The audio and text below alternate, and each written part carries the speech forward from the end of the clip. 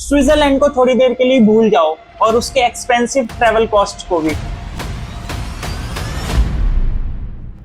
Imagine करो सुबह Soviet era streets में वॉक कर रहे हो और शाम को खड़े हो एक ऐसे कैनियन में जो बिल्कुल मार्स जैसा लगता है।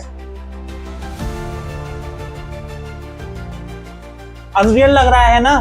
Welcome to Kazakhstan, Central Asia का एक ऐसा ट्रैवल फ्रंटियर जो धीरे धीरे ट्रैवलर्स के लिए एक बिग डेस्टिनेशन बन रहा है। नमस्कार, मैं हूं अंबुज और आप देख रहे हैं flight tree destination diaries. Kazakhstan दुनिया का 9th लार्जेस्ट कंट्री है, लेकिन फिर भी ये ट्रैवल डेस्टिनेशंस में से सबसे कम एक्सप्लोर हुए कंट्रीज में से एक है। ये कंट्री बॉर्डर शेयर करता है रशिया, चाइना, किर्गिस्तान और उज्बेकिस्तान के साथ। इतना मैसिव साइज होने के बाद भी टूरिज्म अभी यहाँ पर डेवलप हो रहा है।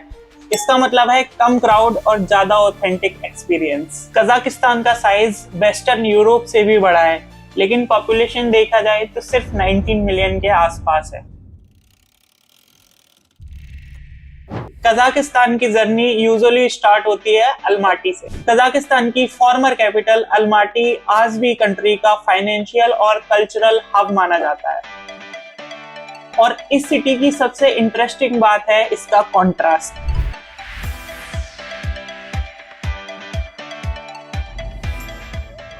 एक साइड पर मिलता है Soviet brutalist architecture, old monuments, wide geometric streets, और दूसरी साइड पर आपको मिलता है मॉडर्न कैफेज, ग्लासी स्काईस्क्रेपर्स और क्रिएटिव अर्बन स्पेसेस। ये सोवियत पास्ट और मॉडर्न सेंट्रल एशियन एनर्जी का मिक्स अलमाटी को रीजन की सबसे फैसिनेटिंग सिटीज में से एक बनाता है। सिटी का एक यूनिक लैंडमार्क है ज़ेनकोव कैथीड्रल। ये कैथीड्रल पूरा वुड से बना हुआ है और इंटरेस्टिंग बात यह है कि इसमें एक भी नेल का यूज नहीं हुआ और 1911 के मैसिव अर्थक्वेक के बाद भी ये स्ट्रक्चर सरवाइव कर गया। इसके नियर बाय ही आपको मिलता है होटल कजाकिस्तान। ये सोवियत एरा स्काईस्क्रेपर आज अलमाटी की स्काईलाइन का एक स्टेटस सिंबल बन चुका है। अलमाटी की स्ट्रीट्स में वॉक करना ऑलमोस्ट सेंट्रल एशिया की हिस्ट्री की टाइमलाइन में वॉक करने जैसा फील होता है।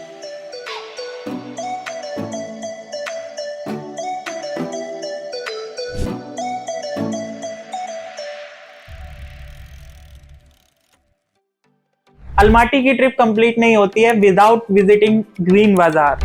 मार्केट्स ही वो जगह होती है जहां आप किसी कल्चर को ट्रूली समझ पाते हो।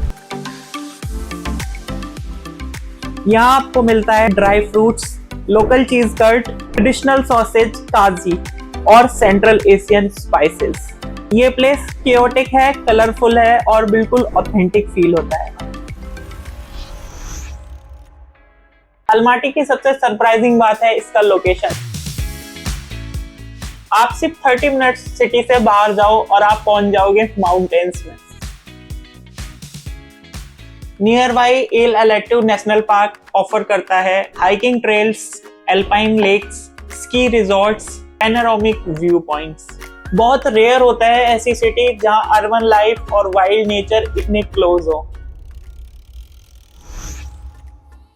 और रियल शो स्टॉपर सिटी से सिर्फ कुछ घंटे ही दूर है। Welcome to Charyn canyon.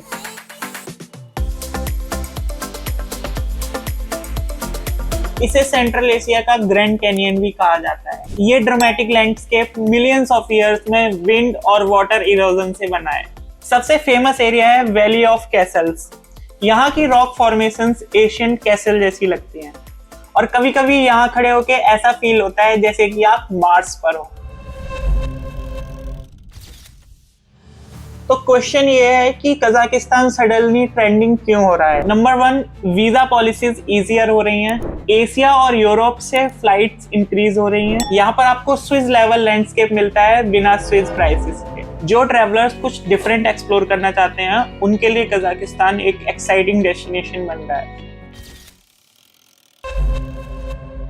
Kazakhstan perfect है एडवेंचर ट्रैवलर्स के लिए, फोटोग्राफर्स के लिए, कल्चरल एक्सप्लोरर्स के लिए और उन लोगों के लिए जो ओवरक्राउडेड टूरिस्ट प्लेसेस से थक चुके हैं। ये डेस्टिनेशन रॉ है, ऑथेंटिक है और अभी लार्जली अनडिस्कवर्ड भी है। कजाकिस्तान अभी सबकी ट्रैवल लिस्ट में नहीं है और शायद इसीलिए अभी ये इतना स्पेशल है। कभी कभी बेस्ट जर्नी वही होती है जहां अभी तक ज्यादा लोग नहीं गए हो और दुनिया यूजुअल डेस्टिनेशन से कहीं ज्यादा बड़ी है। And this was flighted destination diaries. नमस्कार, जय हिंद, धन्यवाद।